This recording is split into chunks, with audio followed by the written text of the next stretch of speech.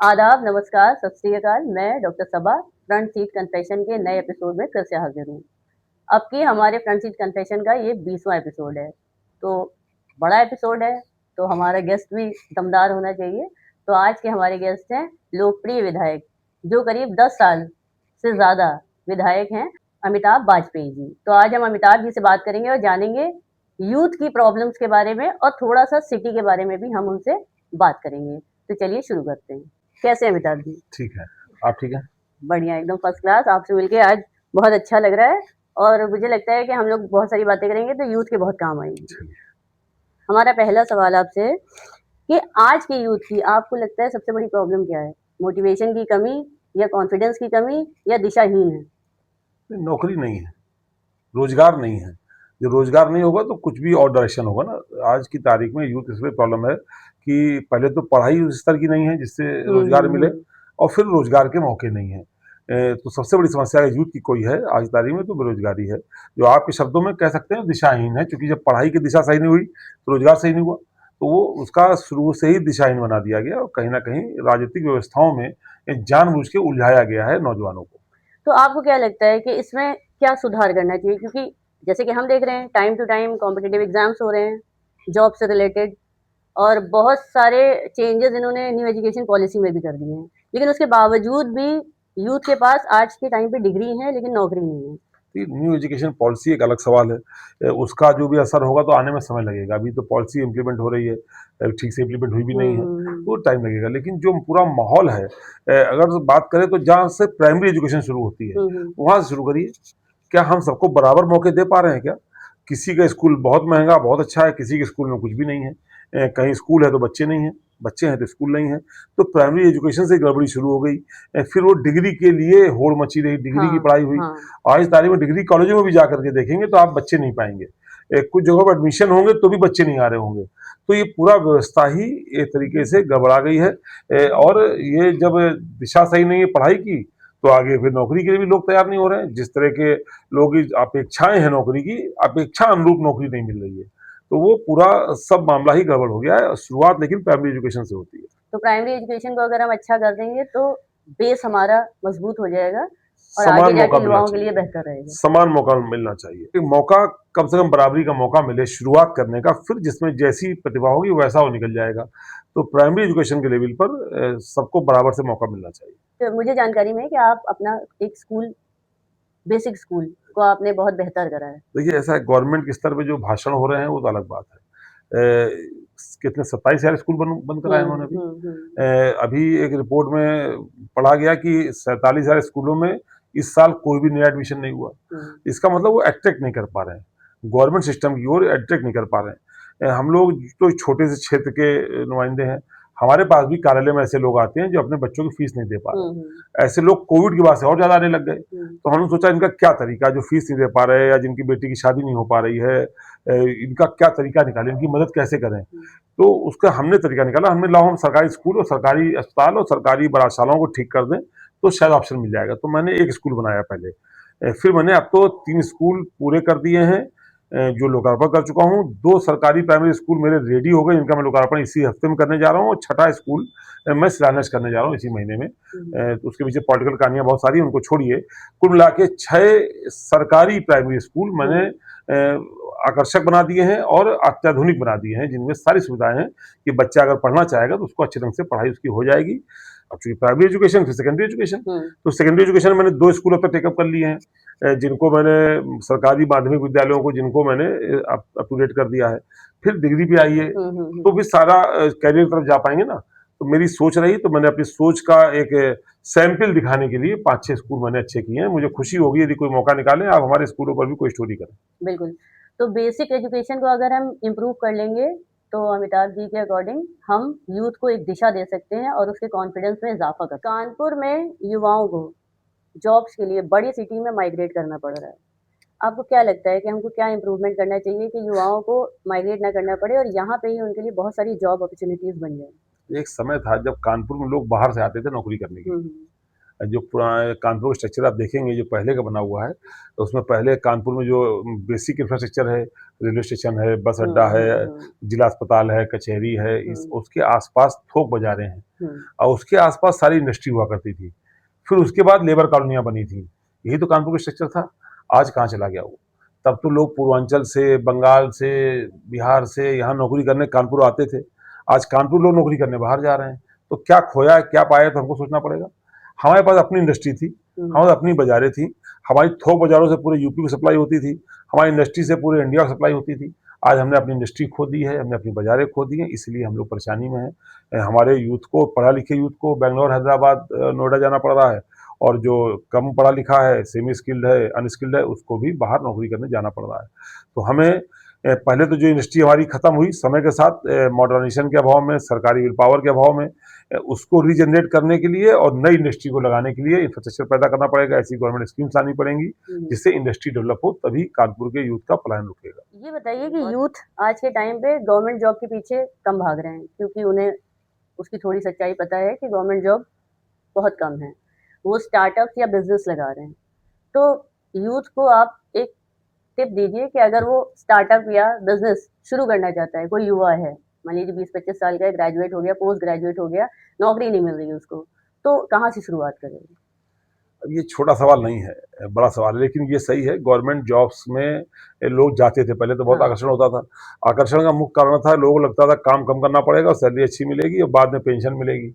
अब पेंशन तो खत्म हो गई, तो एक तो आकर्षण खत्म हो गया ना, कि बाद की सिक्योरिटी खत्म हो गई पेंशन वाला, एनपीएस। इसलिए लोगों में गवर्नमेंट का आकर्षण, गवर्नमेंट जॉब्स का कम हुआ, और ओपनिंग्स भी कम है, कुछ हजार नौकरी निकलती हैं, एस्पिरेंट्स लाखों हैं, तो इसलिए भी कम हुआ है। पर्चे लीक हो जाते हैं, कई बार फॉर्म भरने पड़ते हैं, तो ये सारी बदहाली की वजह से आकर्षण कम हुआ है। जहाँ तक स्टार्टअप है की बात है या रोजगार की बात है, तो अपने नौजवानों को बताना चाहूँगा कि मैं भी आप ही का हिस्सा रहा हूँ।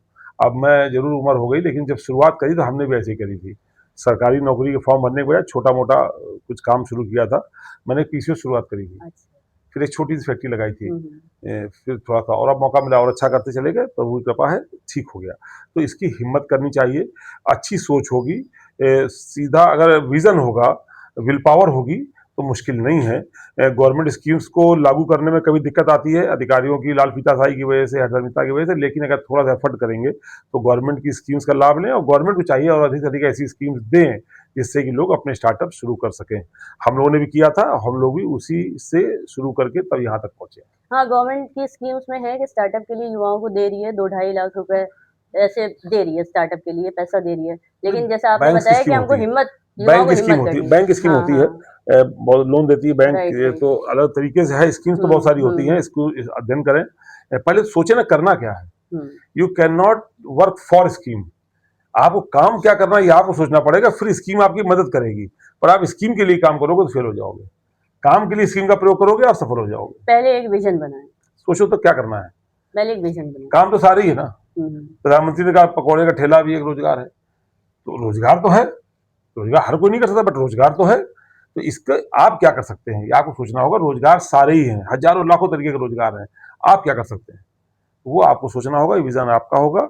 सरकारी स्कीम की मदद लेकर के आप आगे बढ़ सकते हैं, हिम्मत करनी होगी और एकाग्रता बनाए रखनी होगी। सोशल मीडिया ने यूथ को ज्यादा अवेयर बनाया है या ज्यादा डिस्ट्रैक्ट कर दिया है? किया तो दोनों ही है, अगर ज्यादा पूछे ज्यादा डिस्ट्रैक्ट किया है, अवेयर कम किया है। व्हाट्सएप यूनिवर्सिटी पे ऐसा ऐसा ज्ञान आता है, कभी कभी खुद पर भी गुस्सा आने लगता है। किसी से पूछोगे, एक मिसकंसेप्शन शुरू होता है कोई चीज में गलत बात, तो वो सब तक पहुंच जाती है, और हर कोई वही मिसकंसेप्शन लेके शुरू हो जाता है, उसको वो सच मान लेते हैं, तो वो सच मान लेते हैं उसको।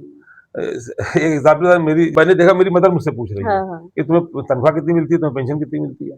हमने क्यों बोले, एक बार के विधायक पहले थे तो उसकी पेंशन मिलती होगी, दोबारा विधायक को तनख्वाह मिलती होगी। ये नहीं होता है। अच्छा। ये एक कॉमन मैं हर एक में देखता हूँ, तो मैंने ये एग्जाम्पल दिया है केवल कि इस तरह से मिसकंसेप्शन फैल जाते हैं, एक गलत बात भी सच लगने लगती है।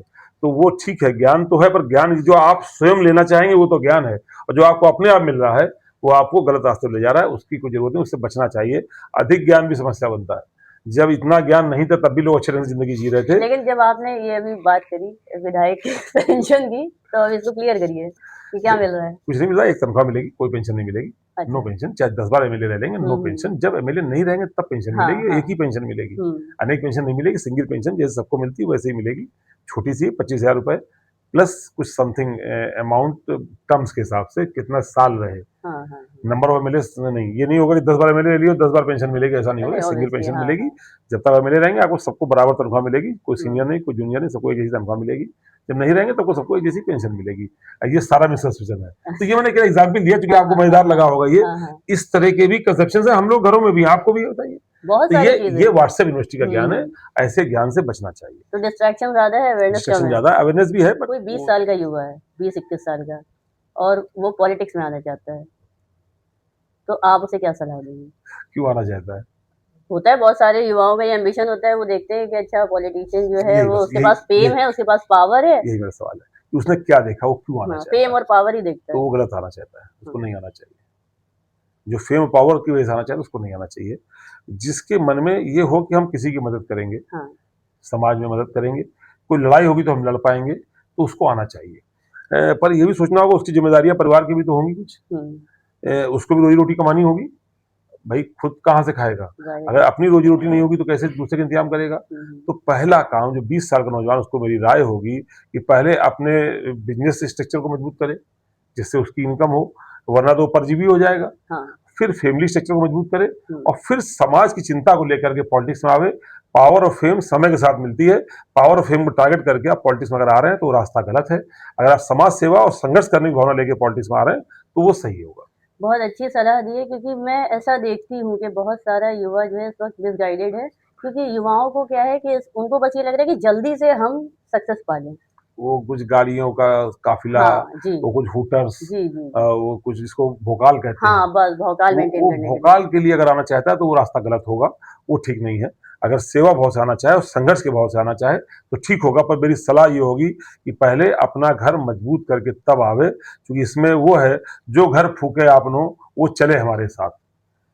अपना घर फूकने की क्षमता हो। सलाह है ये, बहुत ध्यान दें और सिर्फ फेम और पावर देके पॉलिटिक्स में एंटर ना हो। अगर आपके अंदर समाज की सेवा करने का जज्बा है, संघर्ष करने का जज्बा है, तभी आप पॉलिटिक्स की तरफ आगे बढ़िए, तो आपको सक्सेस मिलेगा, आप कामयाब होंगे और बड़े नेता भी आप बनेंगे। आपकी स्टूडेंट लाइफ का कोई ऐसा स्ट्रगल बताइए जिसने आपको नेता बनने की राह पर अग्रसर कर दिया। बहुत सारी घटनाएं हैं। देखिए ऐसा है कि जब आपको फेम, तो जब आप किसी चीज पे लीड करते हैं, किसी प्रॉब्लम में आप आगे निकलते हैं, अपना विजन देते हैं, अपना डिसीजन करते हैं, विल पावर के साथ में स्ट्रांगली खड़े होते हैं, तो आपके साथ लोग जुड़ते हैं। किसी भी आंदोलन में आप फर्स्ट डे जाएंगे तो आप अकेले हों, पर अगर आपका इशू सही होगा, आपने सही ढंग से प्रेजेंट किया होगा और मजबूती से आप खड़े रहेंगे तो लोग धीरे धीरे आपके पीछे खड़े होना शुरू हो जाएंगे। तो ऐसा तो अनेक बार हुआ है। हम लोगों ने स्ट्रांगली कई बार ऐसे स्टैंड लिए कि लोग हमारे साथ जुड़े हैं। और एक घटना पहले एक बताना चाहेंगे, मुझे लगता है कि ठीक रहेगा।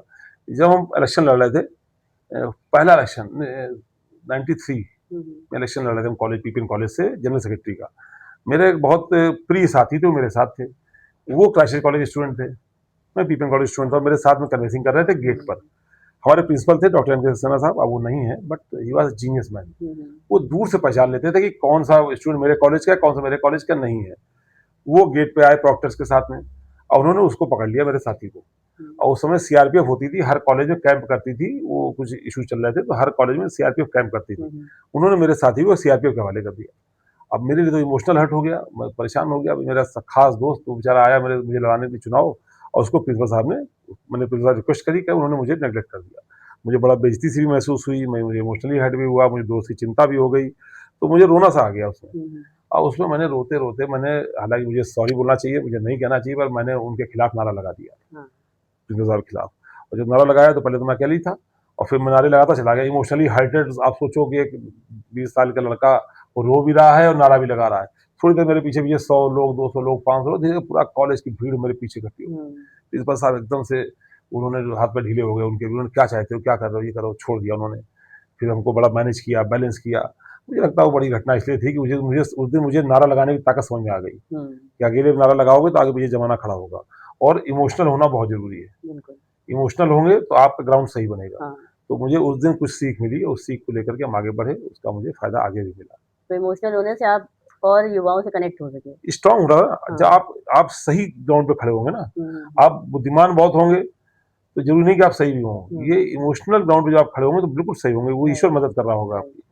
तो वो हमेशा जरूरी होता है। मैंने उसको समझा कि जिस बात में इमोशन जगे वही बात सही होती है। बिल्कुल सही। बिल्कुल बढ़िया। अगर आपको कानपुर के युवाओं के लिए एक बदलाव करने का मौका मिले, तो आप वो कौन सा बदलाव करेंगे? ये सवाल छोटा है पर बहुत कठिन हाँ। सवाल है, क्योंकि बहुत सारे बदलाव करने हैं। रोजगार के लिए इंडस्ट्री का मॉडर्नाइजेशन करना पड़ेगा, नई इंडस्ट्री लगानी पड़ेगी, आईटी पार्क डेवलप करने पड़ेंगे, अच्छा एजुकेशन सिस्टम ठीक करना पड़ेगा। पर आपने कहा एक करना होगा। हाँ। अगर एक करना होगा तो मैं चाहूंगा सबसे पहले प्राइमरी एजुकेशन को ठीक कर लो। शुरू तो करो, राइट। पहले प्राइमरी ठीक करेंगे, फिर सेकेंडरी करेंगे, फिर आगे करेंगे, स्किल कोर्सेज करेंगे, फिर रोजगार करेंगे। लेकिन अगर एक करना है तो सबसे पहले प्राइमरी एजुकेशन को ठीक करना पसंद करूंगा, बेस ताकि सही शुरुआत रहेगा। सही हो जाए। हाँ, बेस मजबूत हो बिल्कुल। जाए। हमारे आज के एपिसोड का एक आखिरी सवाल। बहुत सारे युवाओं को ऐसा लगता है आज के समय में कि पॉलिटिक्स में आने के लिए कनेक्शंस चाहिए या फैमिली बैकग्राउंड चाहिए। मतलब फैमिली बैकग्राउंड मजबूत होगा या रिसोर्सेज होंगे या कनेक्शंस होंगे, तभी आप पॉलिटिक्स में एक मकाम बना सकते हैं, वरना आप छोटे मोटे नेता बन के खत्म हो जाएंगे। तो इस मिसकंसेप्शन को तोड़ दीजिए। ये पता नहीं मिसकंसेप्शन है भी कि नहीं है। नहीं, ये है, ऐसा नहीं युवाओं में होता है। ऐसा ही जरूरी हो। नहीं, ऐसी ऐसी ऐसी देखिए थॉट ऐसा है। है, प्रोडक्ट किसी कंपनी का होगा हम्म। तो मार्केट जल्दी लॉन्च हो जाएगा, पर अगर क्वालिटी नहीं होगी तो मार्केट से आउट हो जाएगा। तो आपके लाख कनेक्शन हो, आपका लाख रिसोर्सेज हो, आपका फैमिली बैकग्राउंड हो, पर अगर आप में अगर कंटेंट नहीं है, क्वालिटी नहीं होगी, तो आप स्टैंड नहीं करोगे, आप आउट हो जाओगे। तो इस सबके बावजूद आपको वो जो इमोशनल बैकग्राउंड चाहिए, संघर्ष क्षमता चाहिए, तभी आप सक्सेसफुल होंगे। ये जरूर है, अगर ये सब चीजें जो आपने बताई वो हैं तो टाइम सेव हो जाएगा। लेकिन जो भी आज बड़ा नाम है, वो पहले थोड़ा बड़ा नाम था, शुरू तो वो भी कहीं ना कहीं से हुआ था ना। तो वो शुरू अगर जीरो से होगा तो मजबूत होगा। नहीं, आप जो कह रहे हैं आपकी बात सही है, लेकिन पहले की राजनीति में और अभी 20 साल के अंतर में बहुत फर्क आ गया राजनीति में। आज के टाइम पे ऐसे युवाओं को लगता है कि अगर उनके पास रिसोर्सेज नहीं है, मतलब वो फैमिली बैकग्राउंड से अगर मजबूत नहीं है, पैसा नहीं है ना, तो पॉलिटिक्स में आगे वो नहीं बढ़ सकते हैं। Nobody is going to back up. क्यों बैकअप करेगा कोई? नहीं, ऐसा ऐसे ऐसा थॉट है। आपको आना पड़ेगा। बैकअप क्यों ढूंढ रहे हो? आपको आना होगा। आप आइए ना ताकत से अपनी, आप सही इश्यू पर सही स्टैंड लीजिए ना, संघर्ष करिए ना, आप आ जाएंगे। रिसोर्सेज तो बाद में डेवलप होते हैं, पहले तो आपको इशू डेवलप करने हैं ना। आप पॉलिटिक्स में किस लिए आए हैं, इशू क्या है, उस इशू को डेवलप तो करिए, मजबूत तो करिए, स्टैंड तो लीजिए, संघर्ष तो करिए। क्या आप सीधे बड़ी गाड़ी में बैठना चाहते हैं क्या? तो मतलब जमीनी स्तर पे पहले आप काम करिए, काम करिए। रिसोर्सेज भी उपयोगी है, फैमिली बैकग्राउंड भी उपयोगी है, ये आपका टाइम सेव कर देगा, पर अगर क्वालिटी नहीं होगी तो आपको आउट कर देगा। तो अगर आप क्वालिटी डेवलप कर लेंगे, रिसोर्सेज ना होने पर भी आप सक्सेसफुल हो सकते हैं। इसलिए पहले अपना स्टैंड क्लियर करिए, मैंने पहले भी कहा था, विजन क्लियर करिए और मजबूती से खड़े होइए, आप निश्चित रूप से सफल हो जाएंगे। कोई फैमिली बैकग्राउंड, कोई रिसोर्स जरूरत नहीं पड़ेगी। जुगाड़ की पॉलिटिक्स ढूंढेंगे तो जरूरत पड़ेगी, जुगाड़ की जगह संघर्ष की पॉलिटिक्स ढूंढिए, आपको रास्ता मिल जाएगा। तो पहले जमीनी स्तर पे काम करिए, बिल्कुल, और समाज से जुड़िए। जब आप समाज से जुड़ जाएंगे तो समाज का बैकअप आपको मिल जाएगा। करेक्ट होंगे लोग मदद करते हैं, बहुत सारे लोग हैं भाई, ज्यादातर लोग तो पीछे बैकग्राउंड देखिए ना। आज अब नेताजी का बैकग्राउंड क्या था, कहाँ से आए थे? जो भी लोग पॉलिटिक्स में, पहले बहुत नाम होंगे जिनका पीछे बैकग्राउंड नहीं है। ये शॉर्टकट्स हैं, शॉर्टकट आपको पहुंचा सकते हैं, रोक नहीं सकते ना। हाँ, वो आपको आगे तक नहीं। अच्छा, एक हमें आखिरी सवाल के बाद एक और सवाल मैं पूछ रही हूँ, क्योंकि मैंने अभी आपको बात करते सुना, ट्रोलिंग की बात आप कर रहे थे कि जब कोई ट्रोल करता है तो आप जाके नेगेटिव कमेंट्स भी पढ़ते हैं और आप उसको जवाब देते हैं, क्योंकि आज के युवाओं को ट्रोल बहुत किया जा रहा है, क्योंकि इंटरनेट पे हर कोई कनेक्टेड है और बहुत सारे ऐसे ट्रोलर्स हैं जो हाइड होके आपका मॉरल डाउन करने के लिए ट्रोल करते हैं। तो युवाओं को एक ही सलाह दीजिए, मतलब अपने पॉलिटिकल बैकग्राउंड से नहीं, एक सलाह ये दीजिए कि अगर कोई ट्रोल भी कर रहा है तो हमें घबराना नहीं है, हमें डिमोरलाइज नहीं होना है। इस सोशल मीडिया पे उतना ही रहिए जितना जरूरी हो, इस पर डिपेंडेंट मत हो जाइए। इसको हम लोग पे ट्रोलिंग वाले मैसेज आते हैं तो कुछ पर तो दया भी आती है। वो बेचारा जो खुद भूखा मर रहा है, वो हमें क्या करना चाहिए, हमको राय दे रहा है, तो बताइए। इसलिए तो राय दे रहा है क्योंकि उसके जीवन में कुछ है नहीं, उस पर दया कर सकते हैं। यदि वो आजकल पेड आईडीज बहुत सारी हैं, जो पेड आईडीज करती हैं, तो उनकी हम लोग परवाह नहीं करते। कुछ दूसरी पार्टी के वर्कर, जैसे मेरी पार्टी के वर्कर, मैं राय देता हूँ कि अपनी पार्टी की आप तारीफ करिए, आप समाज में बताइए कि आप क्या अच्छा काम कर रहे हैं, जरूरी क्या दूसरे बुराई करिए। तो कुछ ऐसे हैं, बहुत सारे लड़के जो केवल बुराई करते हैं, कभी वो पार्टी करते हैं, कभी नाम लिख करते हैं। उनको जब देखते हैं, उनका बैकग्राउंड कभी अगर चेक कर लिया तो कभी उन पर दया सी आती है कि यार बेचारे ये दया के पात्र हैं, इनको नहीं पता इन मासूमों के कहाँ जा रहे हैं। समाज में सत्ता और विपक्ष दोनों जरूरी है, दोनों का सम्मान होता है। तो मैं उन पर दया कर सकते हैं खाली। जो नौजवानों को राय देंगे वो ये देंगे कि सोशल मीडिया डिपेंडेंट मत होइए, उतना ही रहिए जितना उसके लिए जरूरी है। स्क्रीन टाइम हम लोगों के बढ़ रहे हैं, ये हम लोग की सेहत के लिए भी अच्छा नहीं है और इस समाज के लिए भी अच्छा नहीं है। स्क्रीन टाइम को कम करें, उस पर डिपेंडेंट ना हो, थोड़ी नॉलेज लें, ये कमेंट वमेंट ना ज्यादा करें और ना ज्यादा पढ़ें, ना ध्यान दें, इफेक्ट ना हो उससे। कोई कोई किसी जरूरत भी नहीं। तरह का कमेंट कर रहा है तो उससे इफेक्ट ना हो। हम तो हंसी आती कभी कभी, मुझे कई कमेंट्स पढ़ के जो हमारे विरोध लिखते हैं ना, कभी नाम लेके विरोध लिखते हैं, उन पर कभी हंसी आती है, कभी दया आती है। भाई हम सोचते हैं ना कभी कि हमने क्या कमाया है, हमने क्या पाया है, सोशल स्टेटस क्या पाया है, फैमिली स्टेटस क्या पाया है, इस बेचारे ने क्या पाया है, ये हम पे कमेंट कर रहा है। अभी तो कहीं पसंगे पर भी नहीं है, अभी तो 1% पे भी नहीं है, हम पे कमेंट कर रहा है। बराबर का आदमी कमेंट करे समझ में आता है, वो तो पसंगे पर भी, उस पर दया कर सकते हैं। तो ज्यादातर हेट कमेंट वही लोग करते हैं जो आपके बराबर नहीं है, नहीं है, वो इसीलिए हेट कमेंट बहुत सारे करते पेड हैं आईडीज क्योंकि वो वहीं पड़े हुए हैं। वो पेड आईडीज है, हाँ उन मासूमों को पता ही नहीं ना, उन मासूमों को पता ही नहीं कि वो कर क्या रहे हैं।